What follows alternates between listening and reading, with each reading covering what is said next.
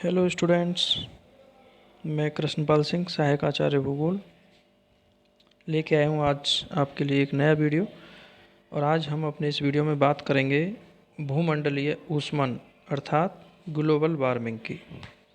तो global warming जो वर्तमान में पारिस्थितिकी को प्रभावित करने में बहुत बड़ा योगदान देता है और पारिस्थितिकी असंतुलन में अपनी भूमिका निभाता है, तथा आज एक बहुत पर्यावरणविदों के लिए बहुत बड़ा चैलेंज है इस भूमंडलीय ऊष्मन की समस्या को कंट्रोल करना।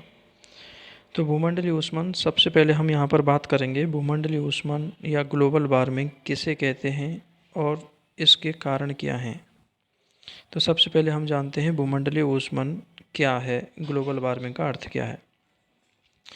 तो इससे पहले के वीडियो में हमने देखा ग्रीन हाउस प्रभाव को, और ये जो ग्लोबल वार्मिंग है ये उस हरित गृह प्रभाव का ही परिणाम है जो पृथ्वी पर विभिन्न प्रकार की जो हानिकारक carbon dioxide, methane, nitrous oxide, इन गैसों के द्वारा जो ग्रीन हाउस प्रभाव पैदा होता है उसी प्रभाव का परिणाम ग्लोबल वार्मिंग के रूप में सामने आता है।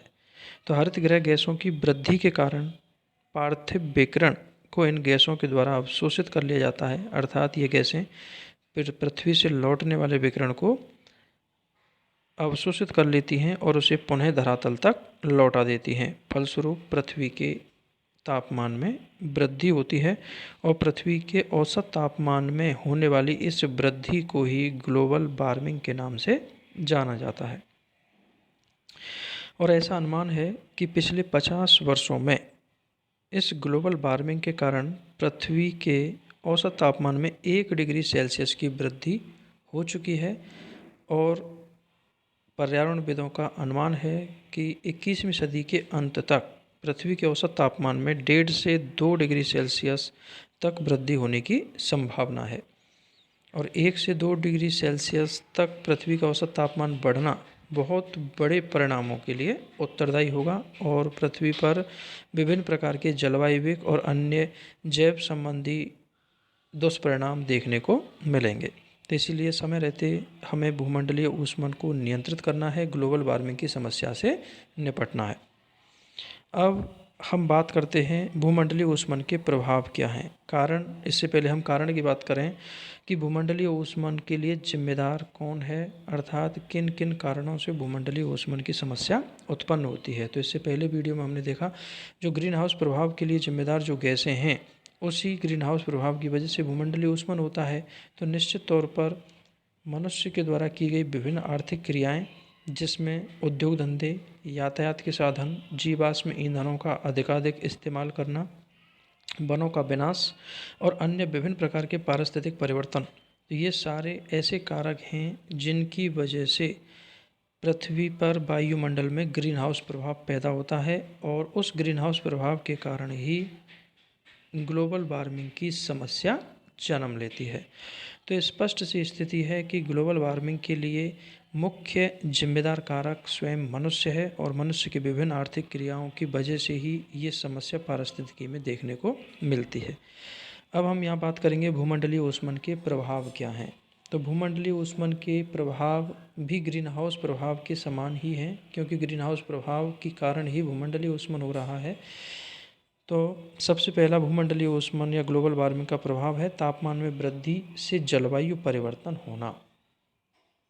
कि ग्लोबल वार्मिंग का मतलब पृथ्वी के औसत तापमान में वृद्धि, और पृथ्वी के औसत तापमान बढ़ने से विभिन्न क्षेत्रों की जलवायु में परिवर्तन होता है और जलवायु परिवर्तन का प्रभाव समस्त सजीवों पर पड़ता है। समस्त जैव समुदाय और संपूर्ण पारिस्थितिकी तंत्र इससे प्रभावित होता है। भूमंडलीय ऊष्मन के दूसरे प्रभाव की बात करें तो पृथ्वी पर वर्षा के प्रतिरूप में परिवर्तन होना, अर्थात भूमंडलीय ऊष्मन या ग्लोबल वार्मिंग के कारण पृथ्वी पर वर्षा का जो प्रतिरूप है, अर्थात वर्तमान में जहां जिन क्षेत्रों में जिस रूप में और जितनी मात्रा में वर्षा होती है उस प्रतिरूप में परिवर्तन इस ग्लोबल वार्मिंग के कारण होता है। और वर्षा के प्रतिरूप में परिवर्तन होने से समस्त जैव समुदाय उससे प्रभावित होगा और वर्षा का प्रतिरूप बदलने से जिन क्षेत्रों में सामान्य वर्षा होती है वहाँ अधिक वर्षा होगी, या फिर जहाँ अधिक वर्षा होती है यदि वहाँ वर्षा की मात्रा कम होती है, घटती है, तो इन समस्त चीज़ों का प्रभाव संपूर्ण जैव समुदाय पर, वनस्पति पर पड़ेगा। तीसरा भूमंडलीय ऊष्मन का प्रभाव है अल नीनो के प्रभाव में वृद्धि और चक्रवातों की आवृत्ति बढ़ना।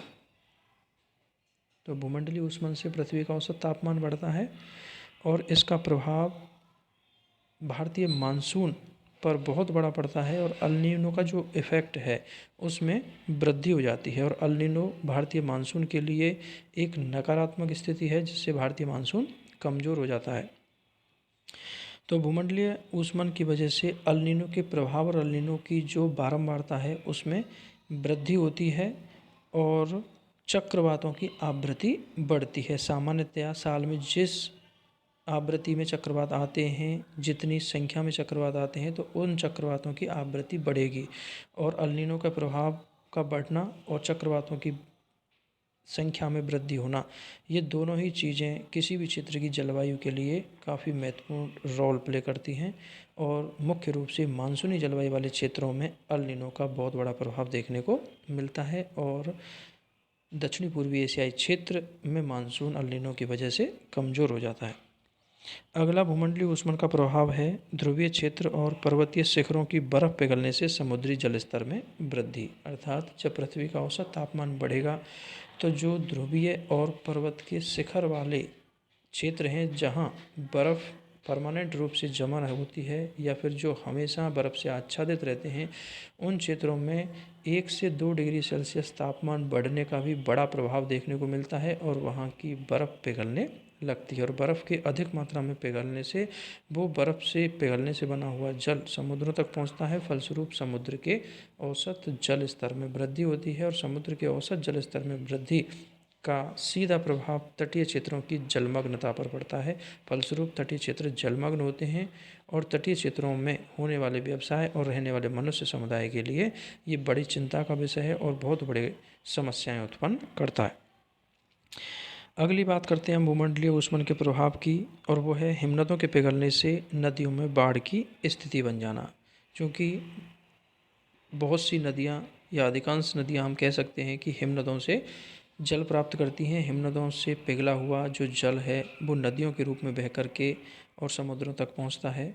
तो जब हिमनदों के पिघलने की मात्रा बढ़ जाएगी तो उन नदियों को प्राप्त होने वाले जल की मात्रा में भी वृद्धि होगी। फलस्वरूप नदियों में बाढ़ की स्थिति उत्पन्न होगी और नदियों में बाढ़ की स्थिति उत्पन्न होने से नदी के निकटवर्ती जो क्षेत्र हैं, नदी के किनारे के आसपास के जो क्षेत्र हैं वो बाढ़ में डूब जाएंगे। फलस्वरूप जन धन की बड़े स्तर पर हानि होगी और बहुत से आर्थिक क्रियाकलाप इससे प्रभावित होंगे।